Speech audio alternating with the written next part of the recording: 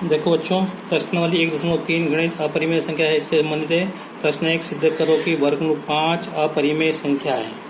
देखो ये रहा, जैसा कि मैंने आपको पिछले वीडियो में बताया था, बिल्कुल वैसा ही करना है। भाषा वही रहेगी, केवल संख्या बदल जाएगी। तो देखो,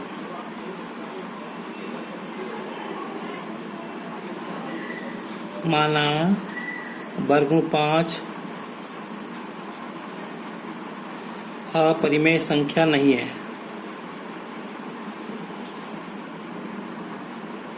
अपरिमेय संख्या नहीं है तो वर्गमूल 5 क्या होगी? परिमेय संख्या होगी।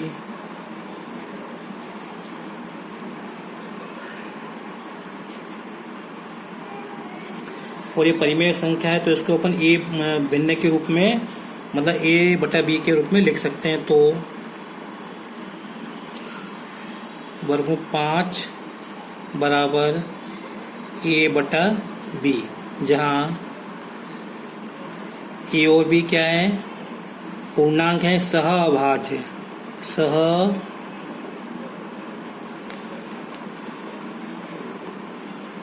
सहअभाज्य पूर्णांक है। और क्या? B not equal to 0। देखो, मैंने यही बात जो है पिछले वीडियो में भी बताई थी समझाते हुए।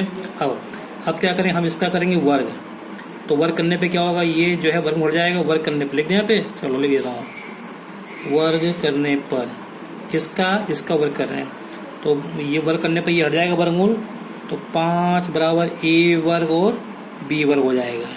अब क्या करो? बी वर्ग का इसके अंदर गुणा कर दो। तो गुणा करेंगे तो क्या हो जाएगा? ए वर्ग बराबर 5 बी वर्ग आएगा। ठीक है।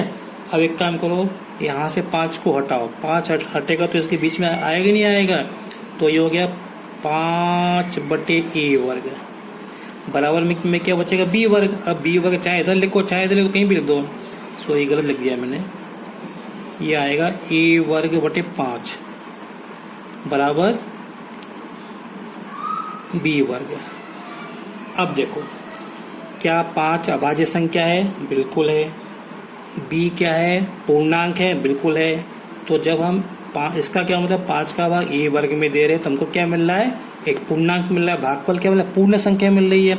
इसका मतलब 5 का भाग ए वर्ग में जाता है। तो इसको क्या लिखेंगे?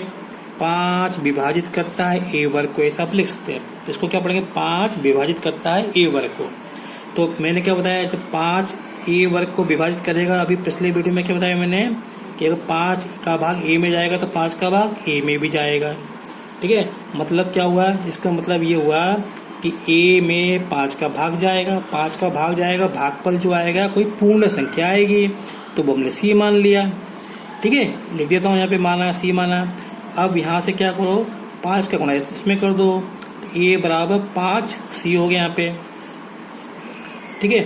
अब देखो फिर से यहाँ से देखो, अपन ये जो दिया अपना ए वर्ग बराबर 5 बी वर्ग। तो ये जो ए का मान है 5 सी, वो इसके स्थान पे रखो। पिछले प्रश्न में हमने ए के स्थान पे 2 सी लिखा था, याद करो। चलो मान लेता हूँ मैं। ए के स्थान पे क्या लिखा? 5 सी। कोष्टक में लिखना, यहाँ वर्ग लगा दिए। यहाँ पे 5 बी वर्ग, ये बी वर्ग है। अब मैं देखेगा, चलो आगे करता हूँ मैं इसको।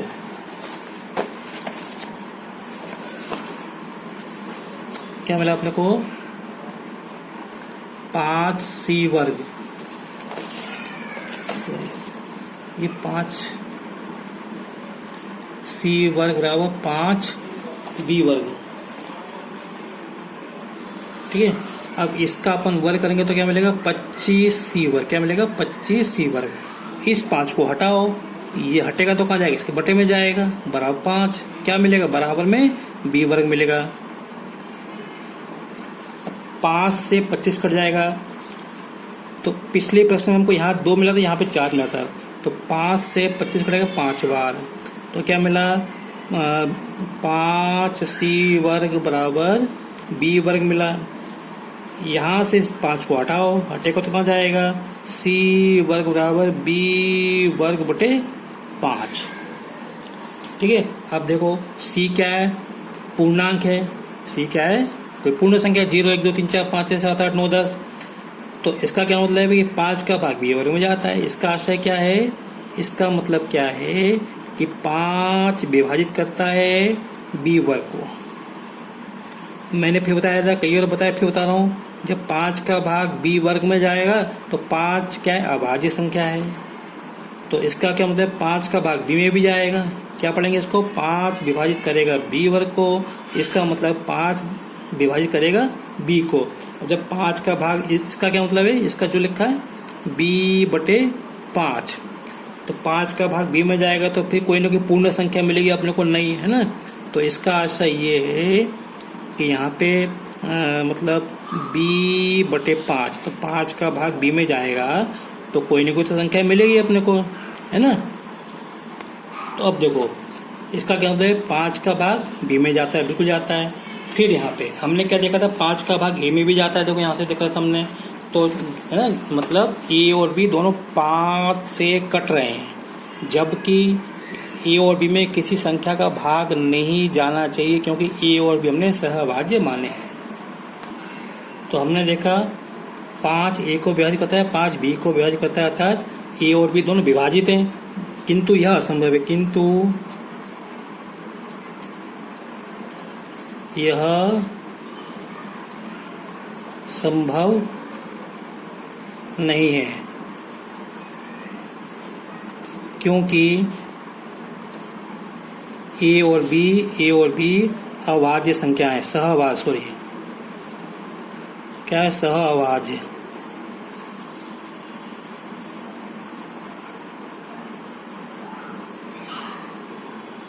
संख्या है या पूर्णांक एक ही बात है, सहअभाज्य संख्याएं हैं। इसलिए हमने जो माना है कि वर्गमूल 2, इसको यहाँ लिख लो कि वर्गमूल 2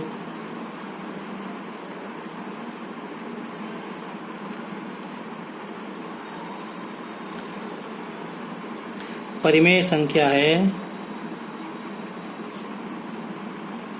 गलत है। तो सही क्या है, सही ये है कि वर्गमूल 2 जो है अपरिमेय संख्या है। क्या है,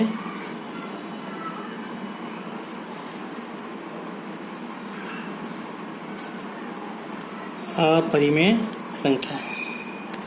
तो सही तो हमको सिद्ध करना था, कि सिद्ध करो कि सॉरी बच्चों, यहाँ पे 5 आएगा, क्या आएगा, 5 आएगा, 2 नहीं आएगा ना।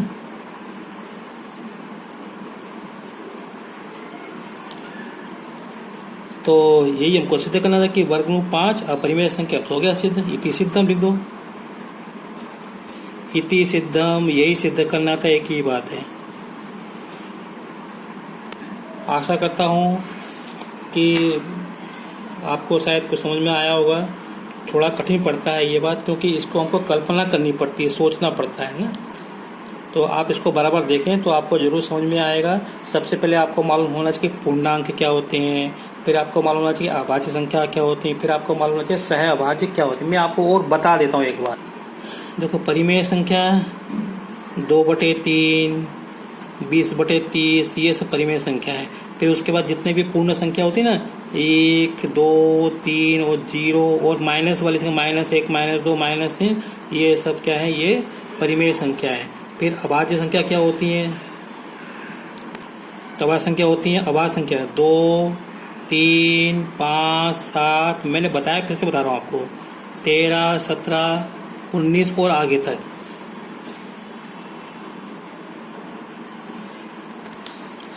अभाज्य संख्या में केवल 2 और 3। अब जैसे अपन सहभाज्य के लिए 2 संख्याओं का जोड़ा होता है, जैसे उदाहरण के लिए 2 और 3, फिर मैंने कहा 10 और 21। 10 और 21 सहभाज्य संख्या है ना। 10 अभाज्य संख्या नहीं है, 21 भी नहीं है, लेकिन 10 और 21 किसी संख्या से कटते नहीं हैं, इनमें किसी संख्या का भाग नहीं जाता है, इसलिए सहअभाज्य हैं। तो इस तरह की जो संख्या होती है वो सहअभाज्य होती है। बस इतना ही मेरे को याद दिलाना था, मैं आपको याद दिला दें। वीडियो लंबा हो रहा है, अगर आपको मेरा वीडियो पसंद आया हो तो इस लाइक करें, शेयर करें और सब्सक्राइब करें। Thank you.